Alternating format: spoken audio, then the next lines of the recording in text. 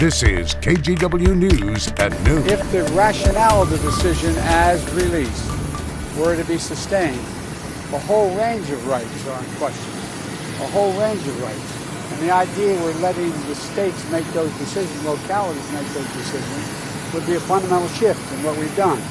So it goes far beyond, in my view, if it becomes a law and if what is written is what remains.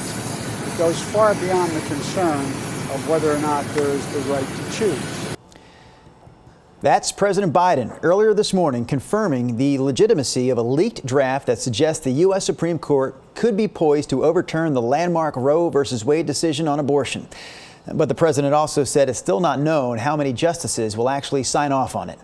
Good afternoon, I'm Drew Carney, and we start today's News at Noon with this developing story out of Washington, D.C. Politico released the draft opinion from the Supreme Court last night. It suggests that at least 5 justices side with the state of Mississippi in its case challenging the 1973 abortion ruling. To be clear, a decision by the Supreme Court to overturn Roe v. Wade would not make abortion illegal across the U.S. Instead, it would put the decision to restrict or ban abortions in the hands of individual states. NBC's Bree Jackson brings us the latest this afternoon from Washington, D.C. The leaked draft opinion released by Politico indicates the Supreme Court is poised to overturn Roe v. Wade. The document, reportedly authored by Justice Samuel Alito, states the inescapable conclusion is that the right to abortion is not deeply rooted in the nation's history and traditions.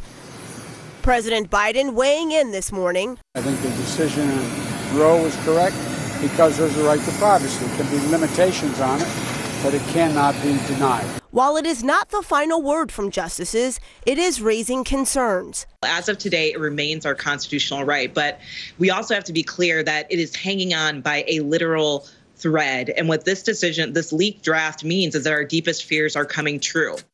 Susan B. Anthony List, an advocacy group that supports ending abortion, released a statement saying that if the draft opinion is the final opinion of the court, the group wholeheartedly applauds the decision. Overturning the landmark decision would allow states to outright ban abortions. Abortion is oppression! Protesters from both sides are gathering outside the Supreme Court. It hurts so much to know that his might be ripped away from me. The unborn are human, and we've been killing them in mass to the tune of millions. Both Democrats and Republicans criticized the leak. This is a dark and disturbing morning for America.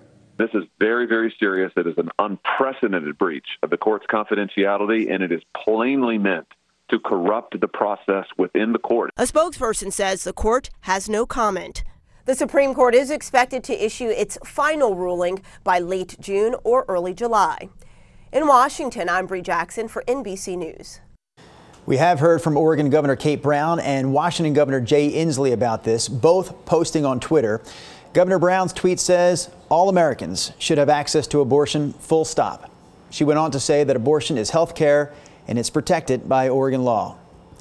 Governor Inslee's tweet said, not in Washington, not in our lifetime.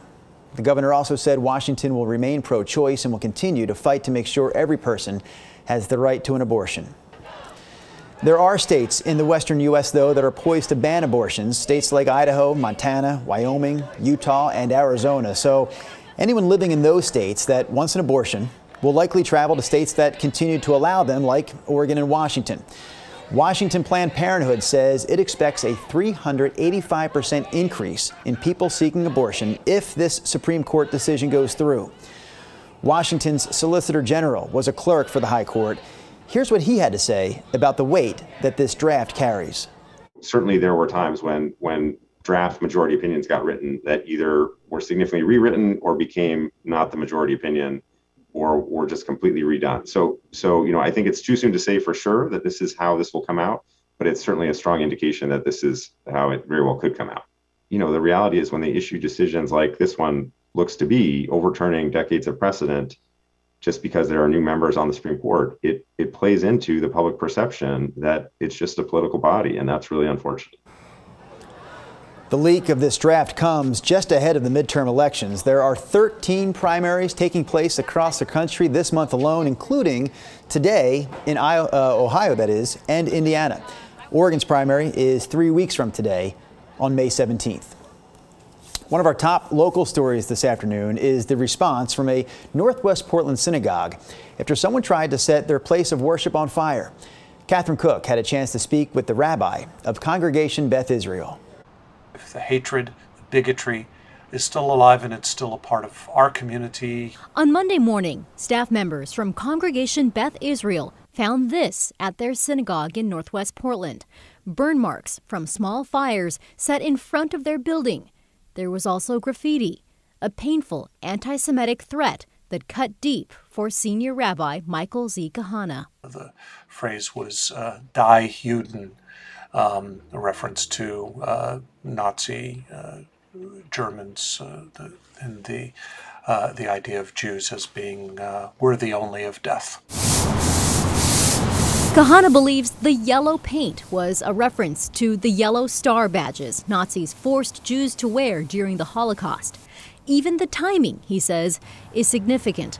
Wednesday was Holocaust Remembrance Day. And then just a few days later to have these very hateful words written on the wall of our sanctuary really hit home. Kahana says they reported the threat to police. They also notified the FBI and the Anti-Defamation League. Last year, that organization tracked 2,717 anti-Semitic incidents nationwide, the most on record since they started tracking them in 1979, and a 34% jump from the year before. We are not feeling like we're in any kind of danger, but we also take it very seriously. Kahana says above all, he wants to expose what happened, not hide it from the public. A moment to own their right to gather and worship in their synagogue, despite those who believe otherwise.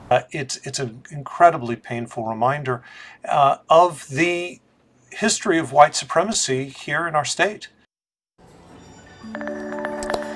All right, before we take a first look at the weather here with Rod Hill, we are going to take this quick look outside. A live look from our Wells Fargo Skycam. I can hear Rod not too far away from where I stand. I think he's giving that shot a cheer this afternoon. No, thumbs down. Why? Because that was cloudy. That's one of the cloudier views in our area. I have better cameras to show you, Mr. Carney. It looks better than what I was standing in at around 5 o'clock yesterday, though. Well, that's very true. We are dry out there, and as that Wells Fargo view shows, there's still some cloudiness around the area. Generally, though, the clouds are starting to break, and we should see in all areas some increasing sun as we get rolling through the afternoon. Out in the gorge, it's really nice. Here's Cathedral Ridge Winery, their back patio. You can see Mount Adams sticking up right there. West winds will be picking up this afternoon. Now, this looks like the Wells Fargo view. This is up in Cowlitz County, Three Rivers Golf Course, some activity, but a dry, cloudy day. Now, here's the Rose City camera. This one looks back to the west. That shows partly cloudy conditions and really pretty nice weather, temperature of 56. That should get us with increasing sun into the mid-60s, which will be considered fairly normal for this time of the year. Warmer weather tomorrow, but there's lots of rain coming in starting Thursday. We'll have that in your 7-day forecast.